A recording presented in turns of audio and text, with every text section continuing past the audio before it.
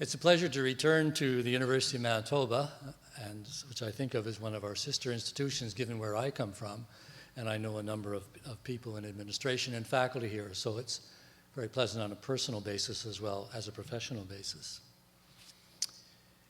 The image on the screen is a cartoon from the Canadian Illustrated News of the 22nd of July, 1876.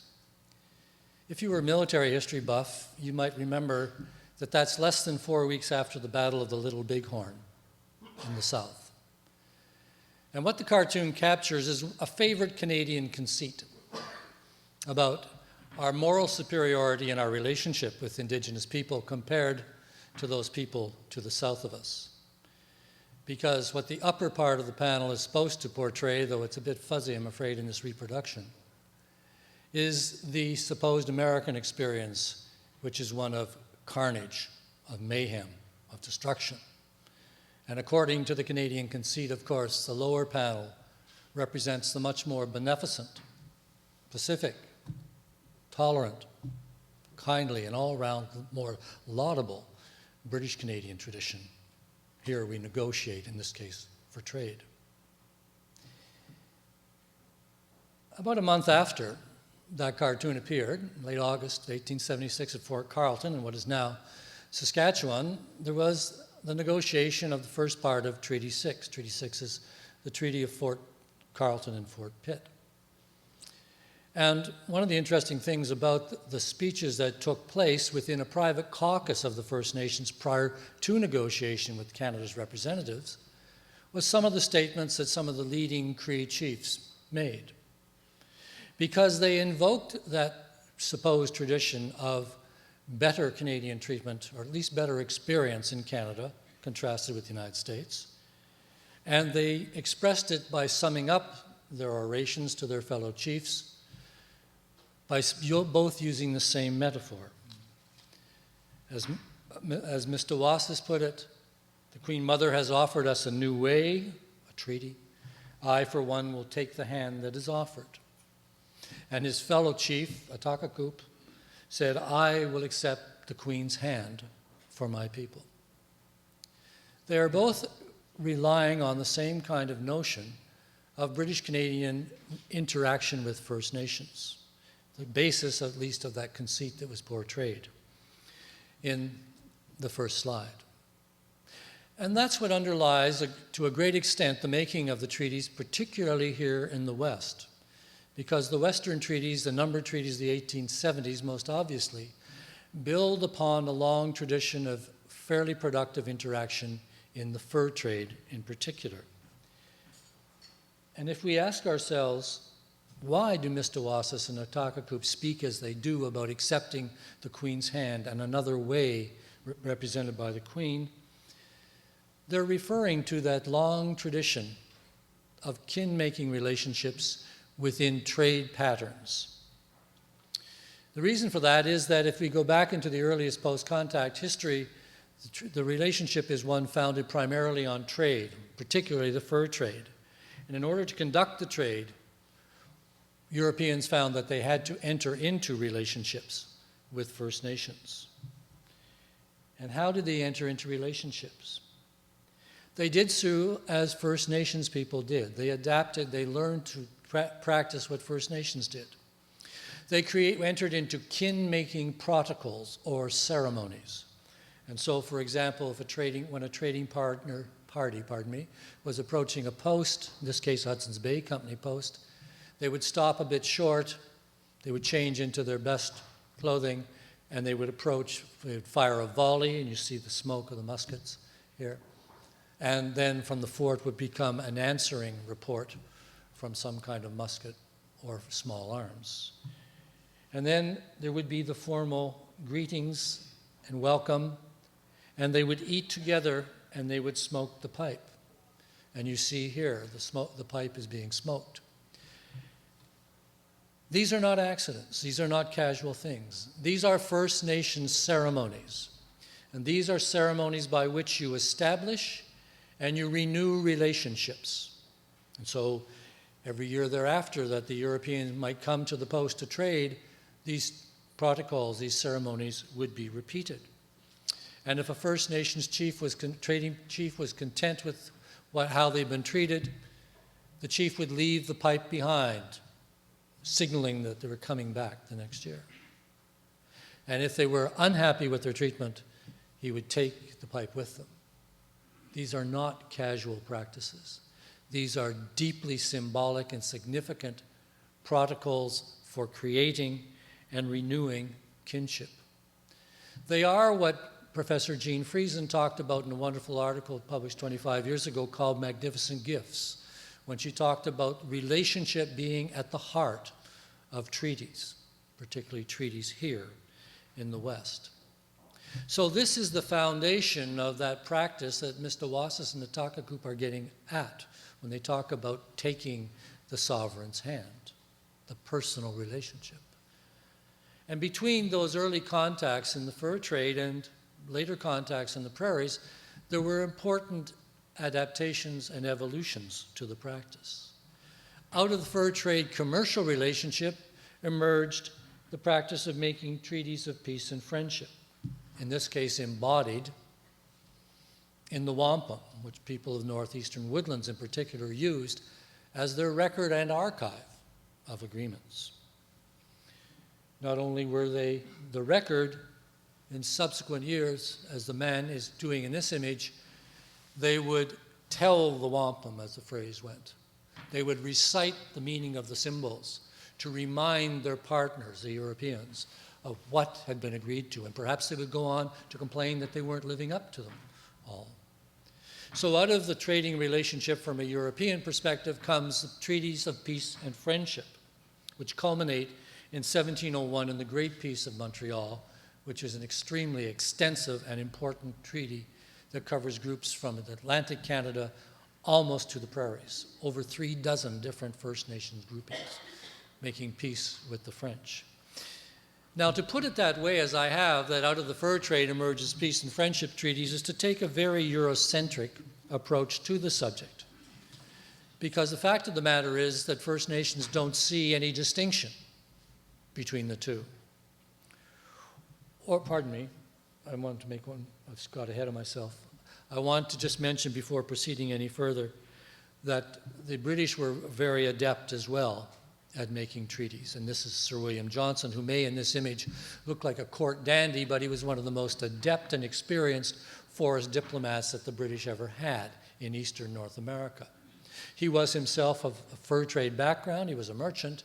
He was married into the Mohawk Nation through his partner, Molly Brant, and he knew all the protocols and all the practices, and he was, in effect, the first Minister of Indian Affairs when Britain created the Indian Department in 1755. As I was saying, to put it the way I have, that out of the fur trade and commercial compacts emerged treaties of peace and friendship is Eurocentric because First Nations see no distinction. As an Onondaga chief put it to the governor of New York in 1735, trade and peace we take to be one thing. There's no difference. They're two sides of the same coin. And that coin is the kin-like relationship that's made and renewed by fur trade and other protocols. And that is the kind of background to the Western treaty making. The commercial compacts and peace and friendship treaties that dominate the 17th and into the 18th centuries are the first two phases of treaty making in the background. The third is the kind of treaties with which we are familiar here in Western Canada, the territorial treaties. And to get at their inner workings, we have to introduce a third element. That element is the Royal Proclamation of 1763, a British declaration about the relationship with First Nations, particularly in territories they'd acquired as a result of the 7 Years' War. And the Royal Proclamation says a number of very important things about the Crown's relationship with First Nations. It sets a series of boundaries for British Crown colonies, and it goes on to say, and lands beyond those boundaries are, quote, lands reserved to them as their hunting grounds, them being the First Nations. So it's a form of recognition of possessory right or some other kind of title extended by the British Crown to First Nations. But it doesn't stop there, and this is where the treaty making comes in. It goes beyond that to say next, but if those First Nations wish to make those lands available to us, there is a way to do it. In that event, such land shall be purchased only for us in our name at some public meeting or assembly called for the purpose to be held, purpose of the governor. Every one of those words is pregnant with meaning. May be purchased only by us means only by the Crown. Individuals cannot make an arrangement about territory with First Nations. And it must be done at a public meeting. The First Nations community must know what has happened. And it must be the Crown or the Crown's representative that calls such a meeting. This formula, this additional protocol, if you like, is really the foundation of all the treaties that get made after 1763. Because from now on, the primary kind of treaty that will get made is the third category. Not just commercial compact, not just peace and friendship, the Treaty of Territorial Control. And the First Nations who are being talked about are those who are in a relationship with the British Crown, or allies, essentially. Now, this relationship, and we've been reminded of this very, very starkly recently here in this province, is an extremely important component and foundation of the whole treaty relationship, whether we're talking about commercial, peace and friendship, or territorial agreements. One example of how important that was comes from the experience of the Dakota when they moved up in the 1860s from Minnesota into what is now Manitoba. When they encountered Hudson's Bay Company personnel, one thing they did was show them their King George III medals, depicted here. This is their proof that they have a right to be in this territory because they are allies or in a relationship with the Crown that's over all of them, in a sense. And we are reminded of this very starkly because there is at the moment, of course, a dispute going on between Dakota First Nation and the provincial Crown here in this province. So this relationship is a very foundational and important reality. It comes from the Royal Proclamation, and what happens next is the Royal Proclamation is implemented, not perfectly, not faithfully always, but pretty thoroughly in what is now Ontario. In a series of treaty-making episodes, a series of territorial treaties are made in what's now Ontario, beginning, first of all, before the War of 1812 in the area what's called the Front, along the St. Lawrence and Niagara River and the lower Great Lakes, to make way for the settlement, first of United Empire Loyalists and then of immigrants who are there to take up land. After the War of 1812, there is another round of treaty making in Upper Canada, and this time it's in a range. You can't see it very well from this image, I'm afraid, this map. But this time, further back, and this time there's a difference. The earlier treaties were made for one-time payments up front. That's how the compensation was paid. After the War of 1812, the compensation is in the form of annual payments or annuities. And then finally, between 1850 and 1862, in the near north of Ontario, pardon me, around Sault Ste. Marie and Lake Superior and on Manitoulin Island, the last of the Upper Canadian territorial treaties is made. So that all of Ontario, with two small exceptions, territorially speaking, southern Ontario, are covered by treaty, by Confederation. This is the background of territorial treaty making in Western Canada.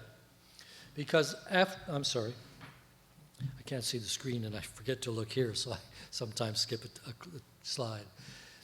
The Upper Canadian experience may not seem very robust compared to what we're used to thinking about nowadays in terms of treaties, particularly here in the West. But they were extremely significant if you compare them to anything else that existed in terms of territorial agreements in the rest of British North America. There were no territorial agreements in the Maritimes. There were no territorial agreements in what's now Quebec. And in this part of the country, there was only the Selkirk Treaty, 1817, in Rupert's Land. And the only other example you can find of a territorial agreement is actually 14 very, very small localized agreements on Vancouver Island, made between 1850 and 1854 by James Douglas. So the Upper Canadian experience then is formative, foundational.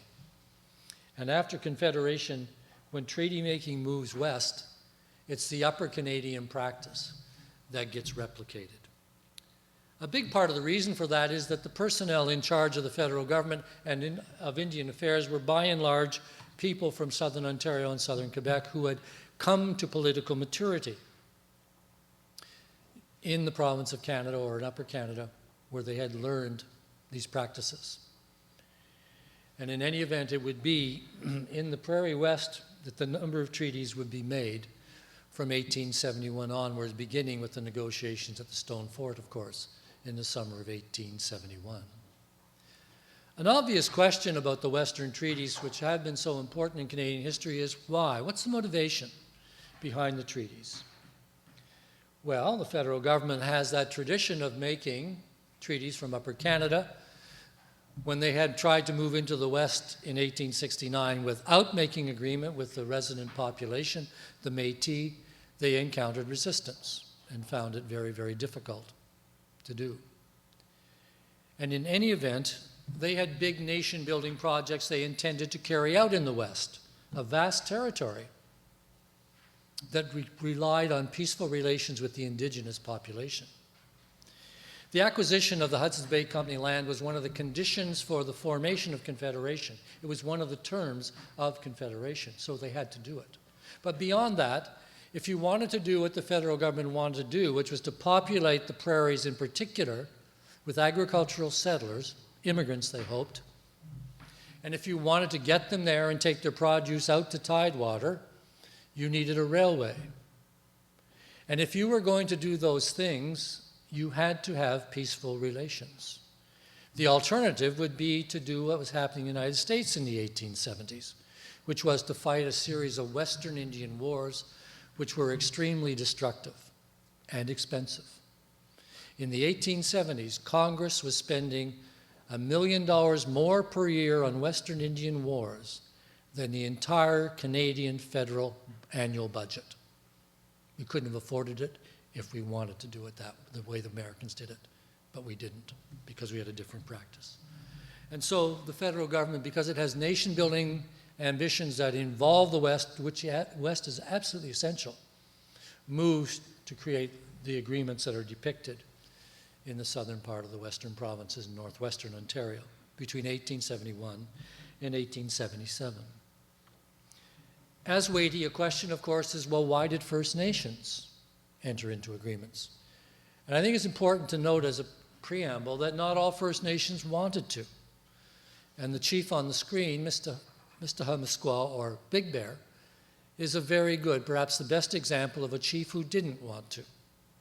And he was a holdout when Treaty 6 was negotiated in 1876.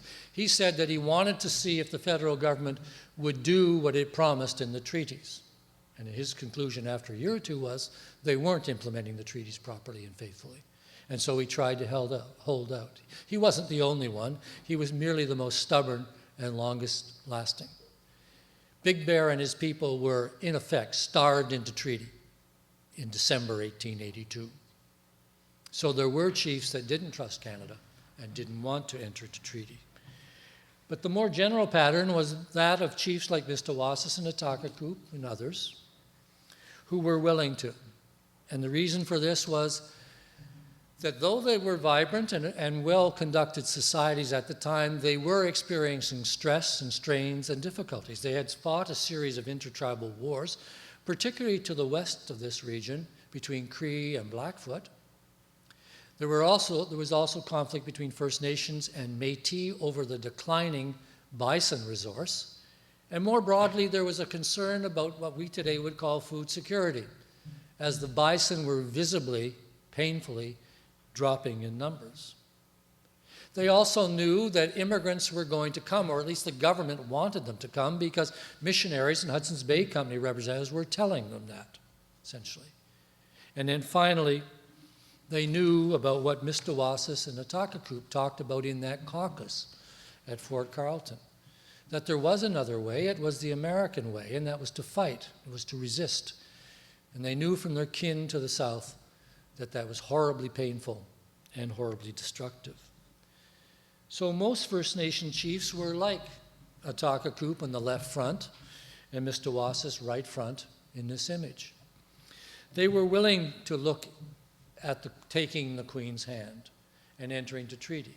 Another example of the same mentality clearly expressed in treaty negotiations is Chief Crowfoot from the Blackfoot Confederacy, who talks about the positive influence of the mounted police in stopping the whiskey trade in what's now southern Alberta.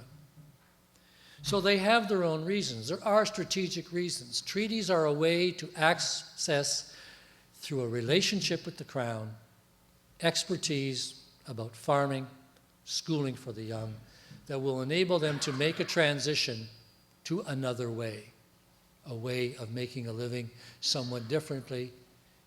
In case horrors, and we don't really think this is going to happen, the bison economy collapses completely.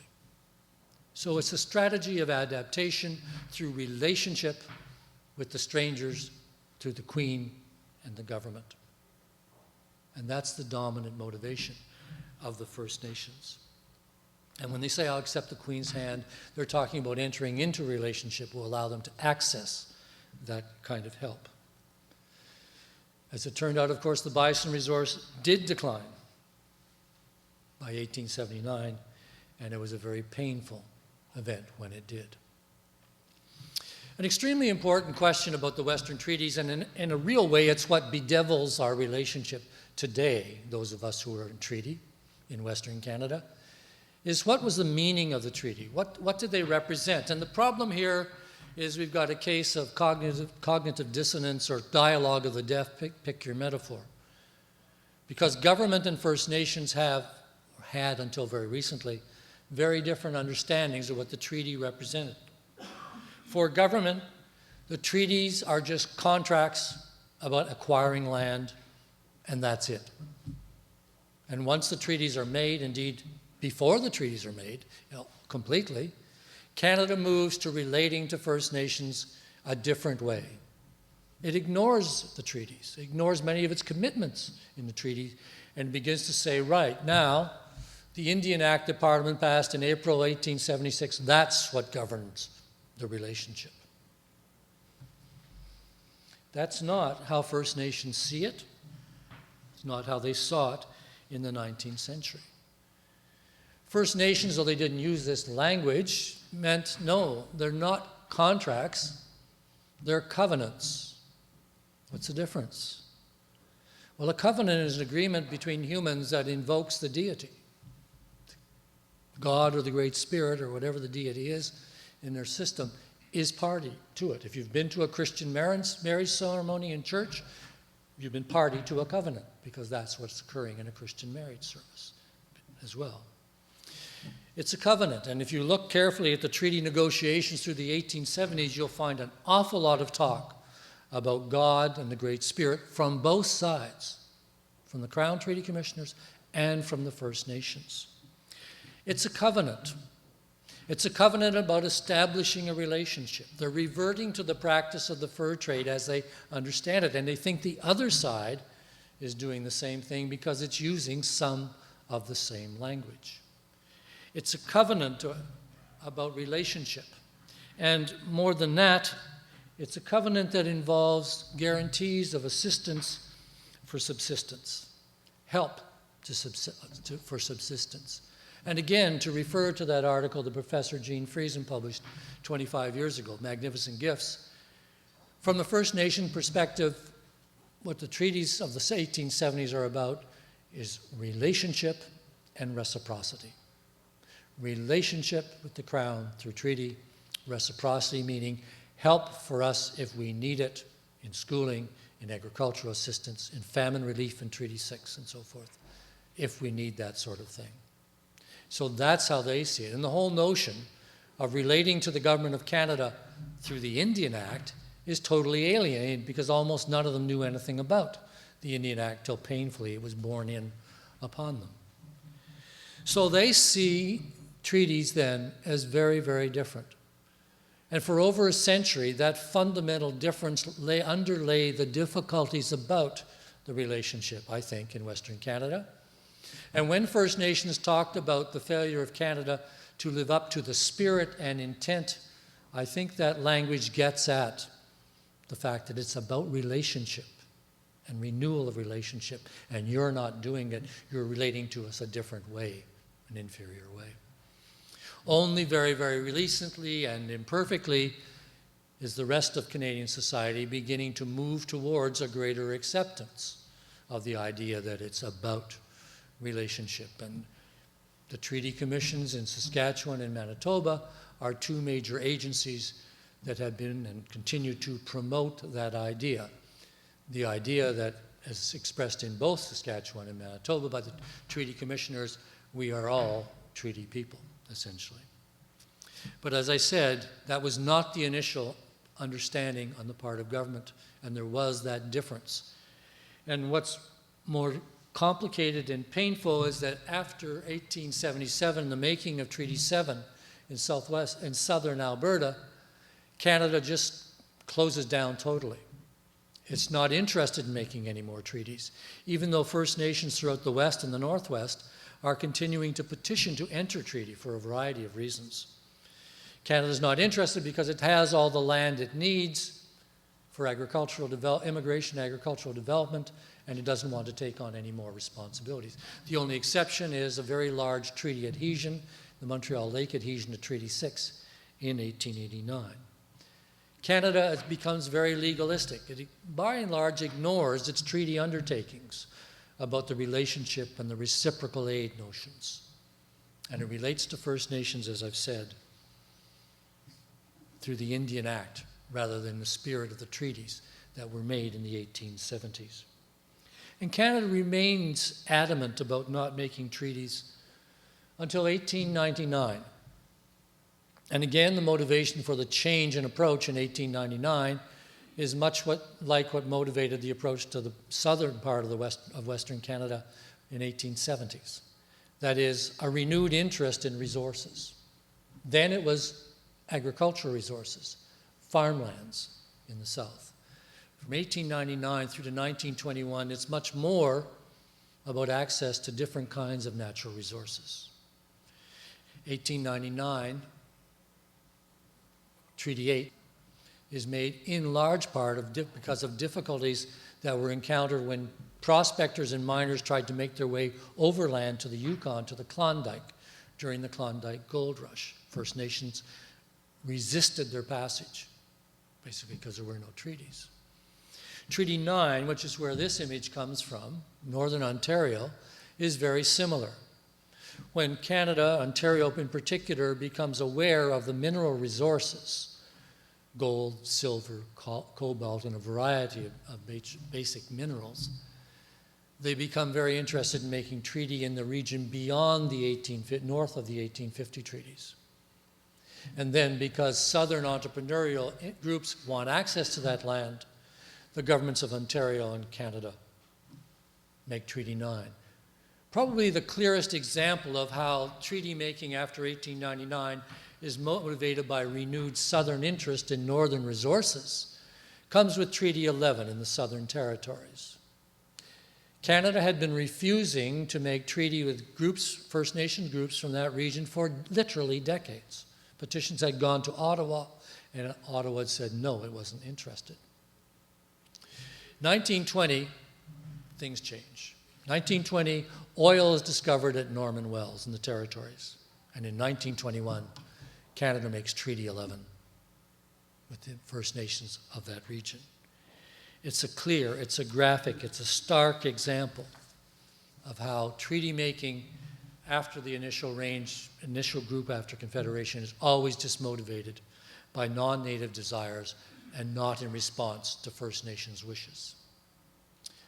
You can see that reality again in the fact that from 1921 for half a century, treaties are not made. There are two minor exceptions in Ontario, known as the Williams Treaties in 1923, but really they're just matters of cleaning up errors that were made in the late 18th century, in the early Upper Canadian treaties. There won't be treaty making again till Quebec in the 1970s. Why? Because Canada's not interested. It's acquired this enormous land in the Northwest. Treaty 8 was described by one non-native man as an empire in itself. These were huge areas, full of resources, sparsely populated by non-native people. And Canada was preoccupied with development and exploitation of the resources of those regions. As well, there was a Depression and World War II, and then the recovery period. So Canada had no interest in making treaties. Moreover, as the Deputy Minister of Indian Affairs put it rather starkly but honestly in 1920, his attitude was, "I want to get rid of the Indian problem." That's what Duncan Campbell Scott said to a parliamentary committee. We want to put an end to the relationship through assimilation. We're not interested in new agreements, because why would we?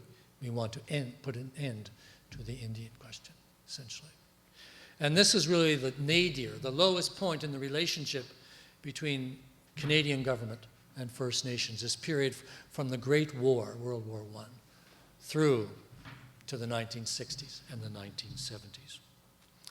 And when it changes, why does it change? Same old story.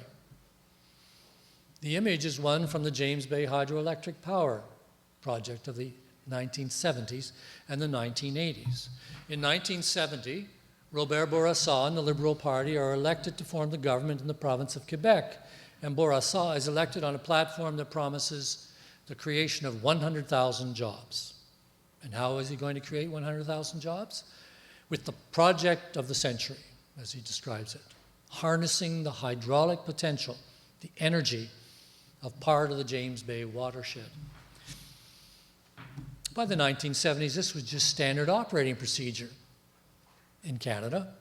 This sort of thing had gone on in Ontario and Manitoba, Saskatchewan, BC, all over. But this time, things were different. They didn't just roll over the James Bay Cree and implement the James Bay project, because the James Bay Cree fought back. They went to Montreal, they hired a lawyer, they went to court, and they got an interim injunction to stop the James Bay project cold in the Court of Queen's Bench. Something's new in this picture. What's new is a greater assertiveness by the 1960s and 70s among First Nations, and the acquisition of much more skilled leadership, or at least leadership much more accustomed to dealing with non-native governments. And in particular, we can point to Chief Billy Diamond of the James Bay Cree from Muskoginish, who was sort of emerged as the leader of that James Bay resistance. Now, the interim injunction to stop the James Bay project was overturned with what might be called indecent haste by a court of appeal thereafter. But they'd made their point. And governments have to think about the fact that, geez, they may go to court and cause all kinds of problems in future. We should think about that. And while they were thinking about it, another thing occurred, and that was the Calder Decision in 1973. In 1973, the Supreme Court of Canada, in a case involving Frank Calder, who is the man, Anishka, on the left of this image as we look at it, Supreme Court of Canada in the Calder Decision upheld the fact that there was something called Aboriginal title in common law. It didn't go beyond it to define it the way later decisions would, but it did say that Aboriginal title was legal, that it did exist. So that tended to reinforce the message of the interim injunction in 1972 in Quebec. Holy smokes, these people have rights, potentially enforceable at law, and they've got leaders. We should do something about this. What Quebec did with Canada's cooperation was sit down and negotiate the James Bay and Northern Quebec Agreement of 1975. And the James Bay and Northern Quebec Agreement is the first modern treaty. It's the resumption of treaty making after that hiatus from Treaty 11 in 1921. It's a response to renewed appetite for resources on First Nations land, in response to resistance from a new kind of effective leadership in First Nations communities. The federal government in 73-74 creates an Office of Native Claims that deals with a variety of claims, comprehensive claims, specific claims, and claims of another kind is how they define them. And for our purposes, the category that matters is comprehensive claims, because comprehensive claims to territory are claims based on an assertion that the First Nation has an unextinguished Aboriginal title to the land. And the most effective way of proving that is there's no agreement covering the land. So this, like the James Bay and Northern Quebec Agreement, is a response to the resistance of the James Bay Cree and the success of the Nisga'a, initially in the Calder Decision of 1973. And these events usher in the most recent phase of treaty making in Canada, consisting of comprehensive claim settlements in the far north in particular, and also in separate negotiation of some individual treaties, which in most cases start out as comprehensive claims and evolve into a more expansive kind of negotiation. The best examples of this being the Nunavut Agreement, which came into effect in 1999, and the Nisga'a Agreement, which came into effect. Agreement in principle was 96. Final agreement was a bit later. There's still a lot of unfinished treaty business to conduct. There are 60 First Nations in negotiation in British Columbia through the British Columbia Treaty Commission process. There are 2 concluded and announced agreements, treaties, have come from that in almost 20 years now. And I was told 9 days ago by the chief federal negotiator, Tom Malloy, that there are in fact 4 more that have been concluded but have not been announced yet. So we're slowly beginning to see progress in the BCTC process. The federal government is opening up treaty talks, or trying to, in northern Quebec and in the Maritimes. When I was in Maritimes in September, I was told about treaty talks going on in both Nova Scotia and New Brunswick. Because remember, in those regions, Quebec, Nova Scotia, New Brunswick, there are no territorial treaties, just peace and friendship treaties. And so there are talks going on there. So the modern phase consists of comprehensive claims, treaties, agreements, separately negotiated agreements like Nunavut and Nisga'a, and the BCTC process in the province of British Columbia. And that's where we stand after 4 centuries. It's a long, it's a complicated, I think it's a rich and interesting kind of tradition. We've moved from commercial compacts that emerged from the fur trade and treaties of peace and friendship. And if you're First Nations, you think of those as 2 sides of the same coin of relationship. It is the foundation of those and other agreements. With the Royal Proclamation of 1763, we move into a 3rd type of treaty making, the Territorial Treaty, a phase that goes on till more or less 1921 across the country, Upper Canada to the west, and up into the north as well. After a hiatus of a half century, we move into a renewed phase with very different dynamics because now of the much greater assertiveness and effectiveness of First Nations communities and their familiarity with the kind of people they were dealing with as well. The modern era of comprehensive claims, settlements, and directly negotiated treaties. My argument is that all these treaties, all these kinds of treaties have at their root the notion of relationship, the notion of kinship, the notion of renewal of them.